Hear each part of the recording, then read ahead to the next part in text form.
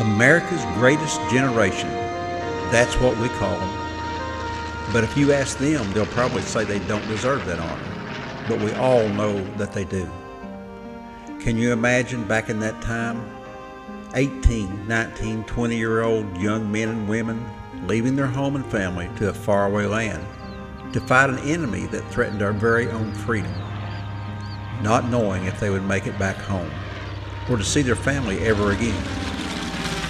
Today, almost 70 years later, a few of those will be reunited with a piece of their past.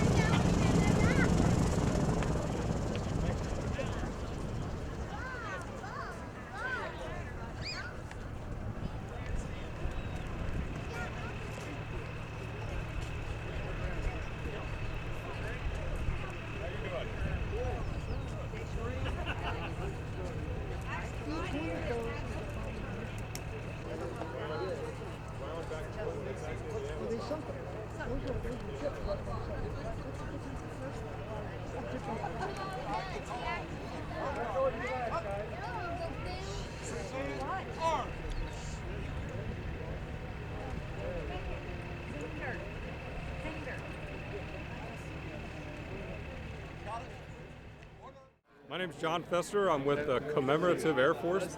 We're a wing out of St. Charles, Missouri, near St. Louis. Very fortunate to have a very unique and beautiful World War II airplane. It's a B25. It was built in 1944 in Kansas City, Missouri. And they built thousands of them over the years, so we're lucky to have one of probably just 30 or so in the world still flying. So we feel very fortunate to have it and be able to take it to the public and show them living history, get to see it, touch it, feel it, watch it fly. But anyway, we love doing events like this. We got the veterans here, World War II veterans we're about to give a ride to. Absolutely just honored and humbled at the same time. You know, all of us are as a crew to be able to do this, to honor those veterans from World War II. All veterans, of course, but today specifically the World War II veterans. It's a labor of love. We're all volunteers. We love what we do. You know, how could you not like it? You know, to get to fly a very unique and fun airplane and get to hang out with these World War II guys and hear their stories and just thankful they're still here, because we're losing so many every day. They're not going to be with us forever, so we need to glean them of information and show our appreciation like they've done just a fabulous job here today.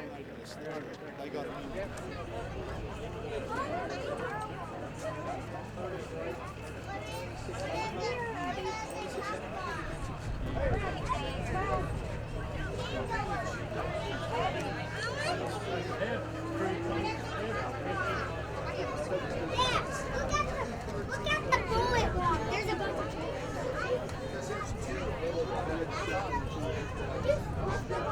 do you see this on here?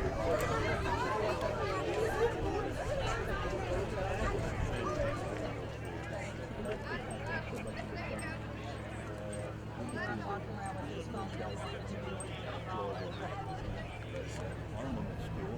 I had been in welding school and signed with service group in Syracuse, New York, and then they sent me to Port arms. Present arms.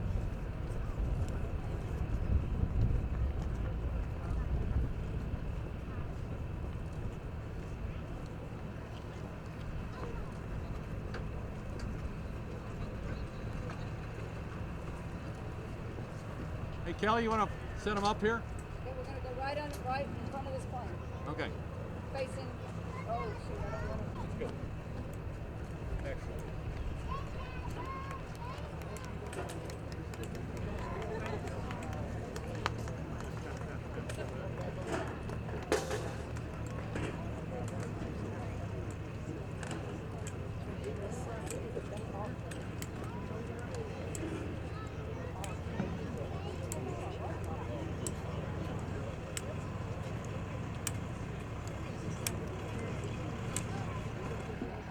Hey, we want to welcome everyone here for this special event. This is truly a historic event.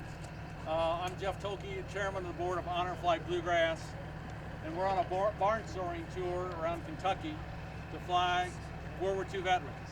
As you all know, or may not know, this is the 80th anniversary, December 7th, of the beginning of World War II, the next day on December 8th. A World War II veteran who signed up as an 18-year-old in 1945 is now 94. That's your youngest legal World War II veteran. Some signed up a little bit earlier, making them a little bit younger. And we're going around the state flying these treasured members of the greatest generation. You know, these men either signed up, drafted, whatever.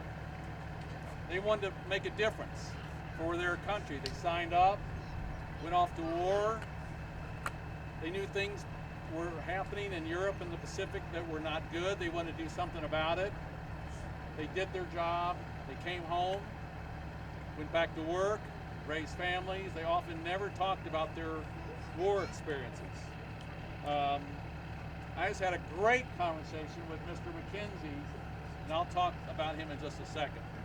But each of these have a story, and we owe our gratitude. They truly changed the course of history in World War II. If you think about it, they went to Europe and the South Pacific not as a conqueror, They had no intentions of conquering any country. They liberated countries for the good of mankind and made a difference. Think about it, that was 76 years ago when the war ended. We are so fortunate. So let's give these men a round of applause. Yes.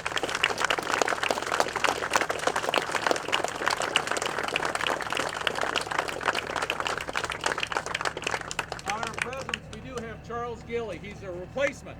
He's a young 87 Korean War veteran, okay? So we want to recognize him too, okay? But I'm going to introduce each of these gentlemen to you. First one, and this is just a smidgen. So, you know, after we come off the flight here and you want to go talk to them, they're living history. They're, you know, a living piece of history, American history. Mr. R.C. Thornberry here, he doesn't know this.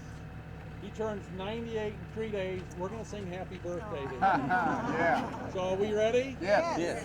Okay. Happy birthday to you. Happy birthday to you. Happy birthday, God bless you. Happy birthday to you. Yeah.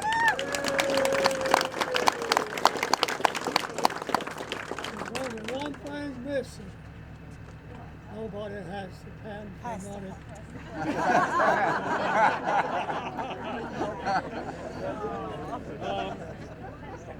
And Mr. Thornberry, this is fascinating. He was a bombardier and a tail gunner on B-26 Marauders. These were bombers, tracer planes.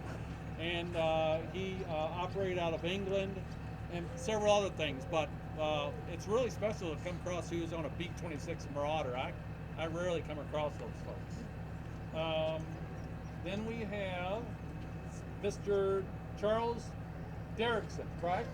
All right. Okay. And he was on the USS Nassau, an aircraft carrier. He was in the South Pacific. They did lots of things. He told me they supplied a lot of goods to the various islands in the South Pacific. These guys all have great stories. You need to talk to these guys. You don't have to go to a book. Just go talk to these, and they'll tell you their experiences. And he's a young 94, right? Yes. Okay. All right.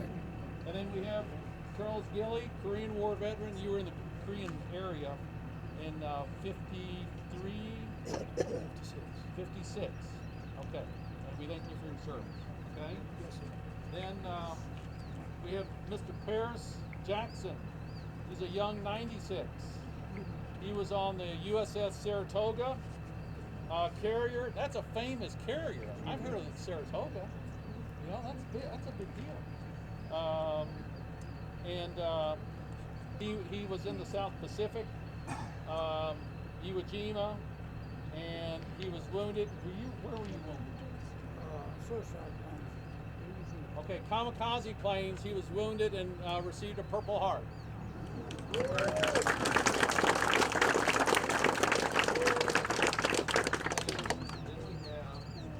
Now this guy, we just found out about him. Paul McKenzie, a young 95. We just sort of got this out of him. He was with General Patton, the 3rd Army. He was a rifleman. He's the famous Rainbow Division. Yeah, how many World War II veterans you know in the famous Rainbow Division? He went all the way through Austria. He came over on the Queen Mary, and he told us all kinds of things. He's a fascinating young man. 95, right? Okay. And then I'm a little special. My dad was a B-17 co-pilot, and I haven't met a B-17 pilot in years. And we've got Ray Hobbs here. He's a young 97. He doesn't look it, does he? Yeah, he looks pretty good. He was with the 8th Air Force out of England. This is pretty cool. I've read about this. He flew 6 missions to Holland. You remember when the Dutch were starving? We filled up these B-17s with supplies and dropped them to the starving people in Holland. He made 6 missions to do that for the Dutch. Wow. Isn't that pretty cool? So 97. So think about this. Think about their stories and the history of each of these gentlemen and what they did for us all those years ago. So let's give another round of applause.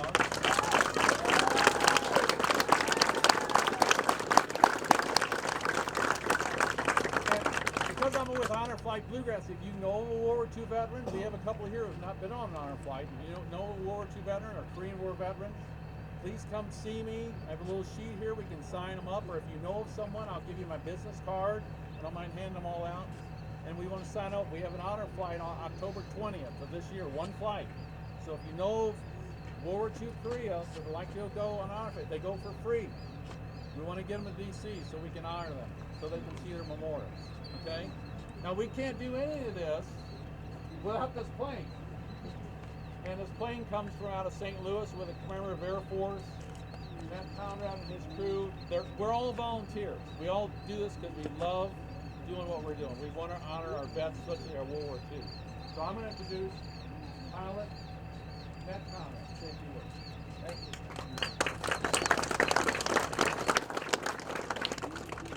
On behalf of the entire crew from the Commemorative Air Force and Missouri Wing, it's our honor and privilege to take you guys for a ride. You're truly the heroes. And we owe you a huge debt of gratitude for everything you did for us. So let's go have some fun in the airplane. Yeah. Good. So we're going to load them in, and we'll have to clear it.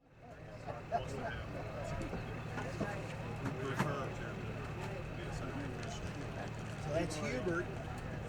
That's Hubert. Once you start to go up, he's going to give you instructions. He's going to help you. And we take our time with this whole thing.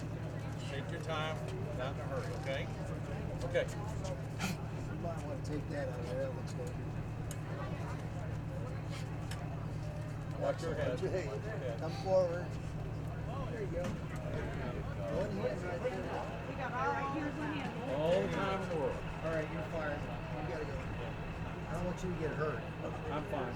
I'm not doing anything. Maybe we'll take a picture with him though. Okay, so here's the hand. There you go. Okay. Watch the instructions. It is. I do it all the time. There you go. You're hired.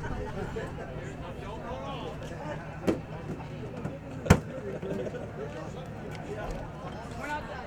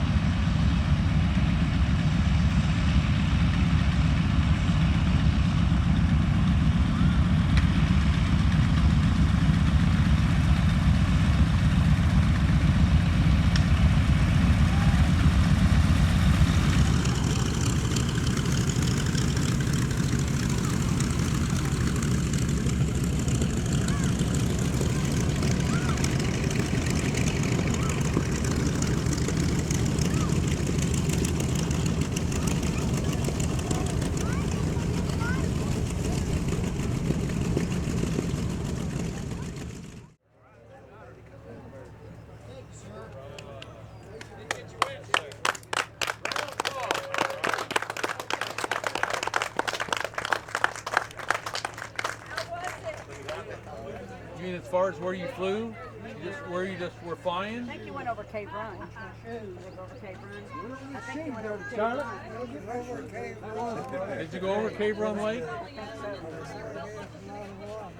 That's it.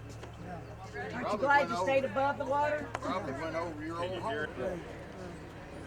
National treasure. Yes, sir. You had a good time?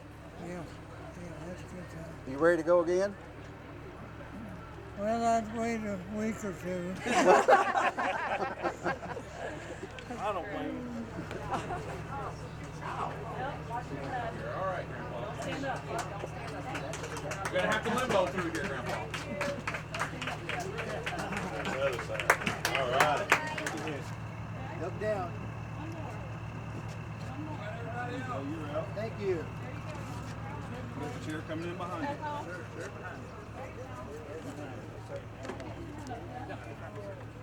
Excellent.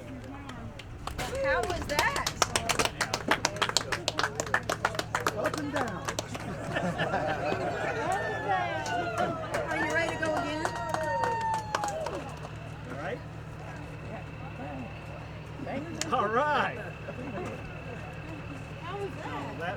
Here, hold on. Do anyone need a chair? Sit down for a minute. There's chairs, I think. Right. How was that? Did you have fun? Are you ready to go again? Tomorrow. Tomorrow. It's a blast. Mom, do you have it?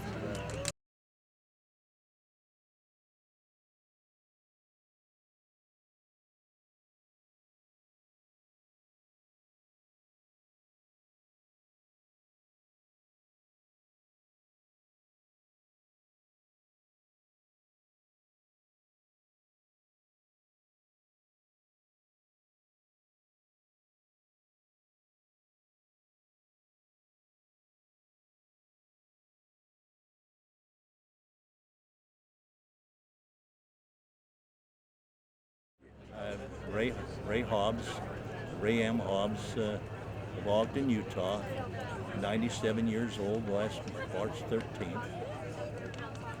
I've lived in Ogden outside of the 3 years in the service for 97 years. I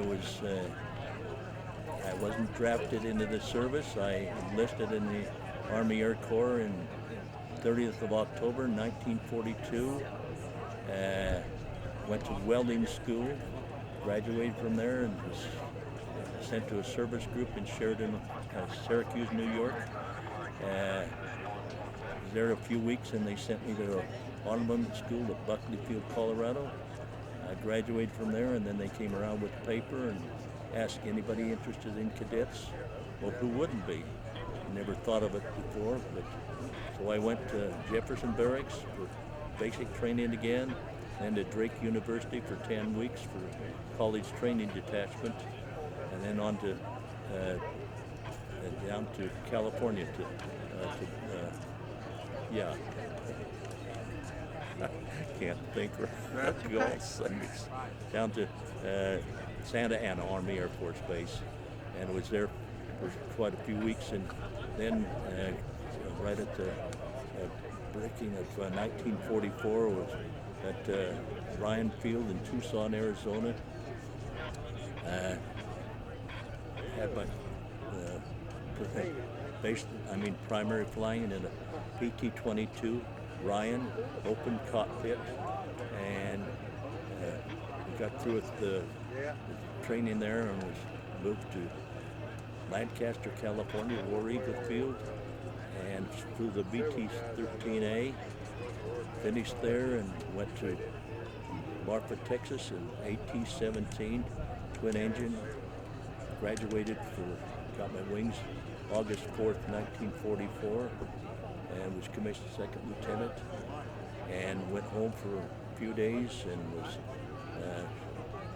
sent to Roswell, New Mexico to train and check out in the B-17. Went there and was checked out in the B-17 at Roswell, New Mexico, and my sweetheart came down to Roswell and we were married. Roswell, so a good many years ago. And then we went to, I was at Lincoln, Nebraska to get my crew. Got my crew assigned. Went to Rapid City, South Dakota. Trained in up there, flying formation and all. And then back to Lincoln, Nebraska, and then we shipped out from there the 16th of March 1945, and caught the, we were in the flagship of the convoy, and we went over to England, 14 days on the convoy over to England. But as we were going down the dock, we passed the Queen Mary, and we thought we were going in that at first, but no. So we went, it looked like a rowboat alongside the Queen, but we were in the flagship of the convoy. But we went over there, and I was assigned to the 334th Bomb Squadron, to the 95th Bomb Group of the 8th Air Force, and I was blessed to be able to fly the Mercy missions to Holland. There was 10 groups of the 8th Air Force who were chosen to do this service. We flew the May 1st, 2nd, 3rd, not the 4th, but the 5th, 6th, and 7th of May, dropping food free fall to the Dutch people. And they said that if we had it flown those days, us in the Royal Air Force, 3 million Dutch people would have perished. So it was a blessed time of service, and it was in late June, when we boarded our plane, and I had my crew and 10 others, and we flew back to the United States. We landed at Valley, Wales, then Makefield, Iceland, and then Goose Bay, Labrador, then to Bradleyfield, Connecticut, where we left by plane, and it made its demise. It was flown down to Texas and then to Kingman, Arizona, and I think about the 5th or 6th of November, the big crane chopped my plane all up. So that was quite a blow. Yeah. And we could have, if we'd have known it, could have bought that plane for $800 for the fuel. But then I was separated from the service after they dropped the bomb, and I was in the Air Force Reserve for 13 years until the program was not very good at Hill, and so I resigned my commission as a captain at the time. But I've lived in Ogden all these years. So, well, I appreciate you telling your story for us. I've been blessed. I've got a family, 6 children, 33 grandchildren, 92 great-grandchildren, and 7 great-great-grandchildren. So, wow. Had a wife for just shy of 67 years, and she's passed away 9 years ago on the 24th of July. So I've been really blessed. Yeah, that's great. I have a good family that support me, so I do all right. Well, I appreciate you. I appreciate you telling us your story. Thank you. Thank you.